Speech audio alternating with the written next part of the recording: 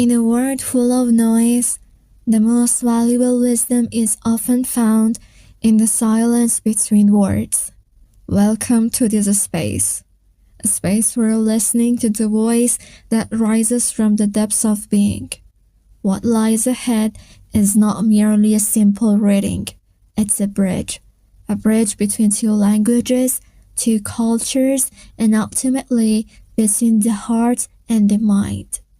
This is an English narration of the book The Entire Universe is Within Me by Dr. Iman Sarwarpur, a book that has touched many hearts in its original version, and now I have the honor of sharing it with you in my own voice through translation I've crafted from the heart.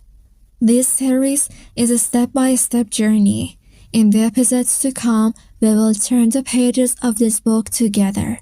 We will immerse ourselves in its wisdom and explore the many dimensions of its message about the source of true strength, the illusion of perfect conditions, and the hidden light within our deepest weaknesses. So, find a moment of quiet, allow yourself to arrive fully here, and let us begin. Welcome to my very first episode of this series. Let's cross the bridge now and hear the first question in whispers. What exactly a goal is? A goal is not merely a thought you carry. It's a quiet star hovering just above your life. A soft, steady signal that calls you forward, asking you to bring it into being without yielding to hesitation or rest. Everyone who has ever chased a distant light has learned one enduring truth. The fire that moves you must rise from within. Borrowed flames, no matter how bright, always dim at some bend in the road. But the ember you tend yourself, the one glowing for a dream only you can see, that is the flame that endures. So, become the keeper of your own fire. Learn the shape of your spirit, strengthen its quiet corners, and let the hidden light inside you breathe. If you hope to cross this life unbroken by defeat, become your own most faithful companion. For then you'll know this one certainty. Even if the whole world turns away, one soul, you, will stay beside your dream and refuse to abandon it. What you call lack is simply the raw material from which your story will be built. Perfect beginnings are myth. The willing heart is the only true starting place. So, take what you have, however little, and weave your path from it. No journey to greatness has ever sailed on oceans free of storms. It's the quiet courage of stepping forward, seeing every crack in the road, yet choosing to move anyway, that slowly builds the bridge beneath your feet.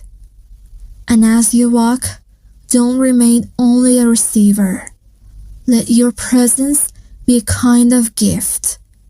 Let your energy, your passion, and your joy spill gently into the worlds around you. Let your growth ripple outward, not as a grand gesture, but as a gentle tide lifting the small boats journeying beside you. Even in your own seasons of scarcity, be the hand that steadies, the quiet voice that encourages. For when you offer generously what you yourself long for, you call it softly into your own life. Where your own strength seems to wane, lend courage to another's dream. Where the shadows gather close around you, become a small beacon for someone lost. For a smile, born from hardship, carries a grace far deeper than any joy born of ease. It lingers, it heals, it changes the weather around you. Do not surrender your life to the weight of circumstance. You're not merely a witness to events. You are the quiet architect of beginnings, the weaver of roads where none existed. To wait for another to build your dream is to build a home from excuses, a dwelling that grows smaller with every hesitation. So let me speak plainly. To wait for perfect conditions is to promise yourself a lifetime of waiting. And here we reach the heart of the matter. Must the stars truly align for you to begin? If you persist in believing that life has withheld its fullness from you, if you sit in lengthening shadows, awaiting an invitation to a feast that was never announced, then I ask you to arise, come, walk with me a while. Let us step beyond the borders. You've mistaken for walls those delicate self-spun webs of fear and story woven over the years until they felt like iron. For the line dividing the possible from impossible is often nothing more than a breath, a pause, a story whispered to ourselves in the dark. Believe this truth, not as a passing thought, but as something alive in your blood, and watch the world shed its old skin. New textures of meaning will appear. The heavy vocabularies of limitation will loosen their grip, revealing themselves for what they have always been. Whispers, not walls. Suggestions, not sentences. The cage you mistook for destiny will show itself at last to be a door you had forgotten how to open. And before we go further, let us look quietly into the lives of those who once stood where you stand now. Look, what they own now is not the point. Their houses, their cars, their polished success. None of that matters. I want you to look elsewhere. Go back with me, back to the moments before their life cracked open. Look at who they were then, what little they had, how impossible their choices seemed, and how a single decision, sharp as a blade, set their entire world in motion. Every person you admire once stood in the midst of hardship, sometimes in the worst chapters of their life, and made a choice that felt almost cruel in its uncertainty. Cruel because nothing was promised.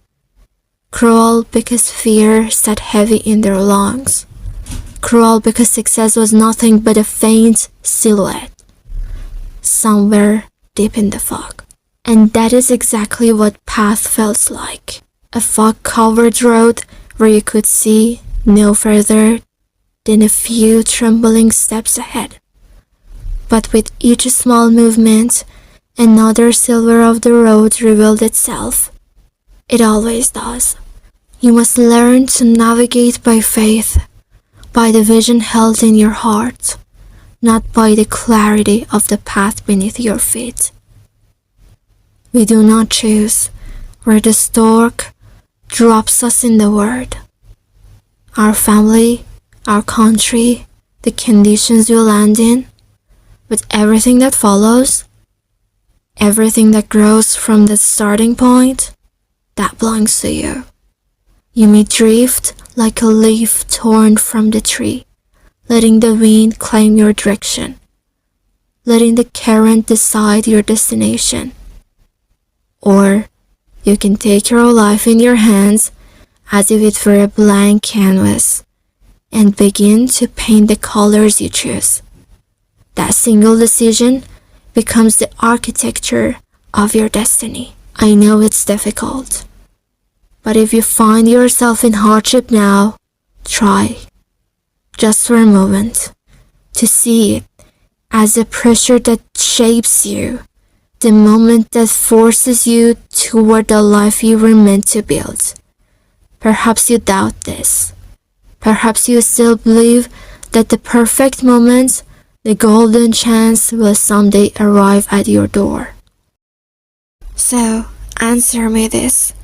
How many legends have been built by those who inherited everything?